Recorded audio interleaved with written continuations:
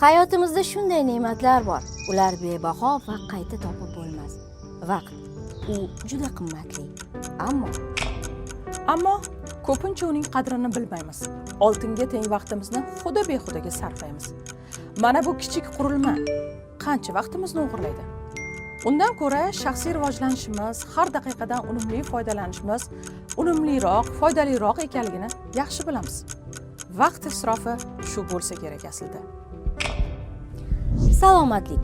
U bo'lmasa barchasi bekor. Biz bu ne'matning qadrini bemor bo'lsak bilamiz. Tan va ruh sihatligiga vaqtida e'tibor qaratmasak, nima bo'lishini ham yaxshi anglaymiz. Ammo do'stlar bilan g'iybatlashishga, kimnidir muhokama qilishga, soatlab seriallar ko'rishga vaqt topamiz-u, sport bilan shug'ullanishga e'tibor qaratmaymiz. Nafsni, qorinni o'ylab oshqozonga rahm qilmaymiz-da, keyin dori-darmonga borimizni sarflaymiz. Biz tashqi ko'rinishimizga jiddiy e'tibor qaratamiz. Birni kiyib, birni yechamiz. Qo'sha-qo'sha kiyimlar, uy to'la lash-lushlar, tilla buyumlarga mehr qo'yamiz. Ammo bir devor qo'shnimizning holidan bexabarmiz. Bemor qarindoshimizning ozgina pulga ehtiyoji borligini bilib turib, bilmaslikka olamiz. Biz yillab pul yig'amiz.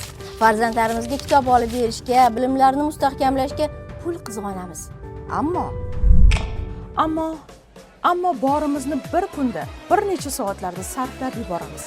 Yig'inlar, marosimlar o'tkazib, dasturxonni yo'q narsalar bilan to'ldiramiz. 5-6 taomlar bilan kelganlarni siylaymiz-u, yonginamizdagi ehtiyojmanddan xabar olmaymiz. Hamma narsada me'yorni bilsak, isrofga yo'l qo'ymasak, hayotimiz boshqacha bo'larmidi? Nima deysiz?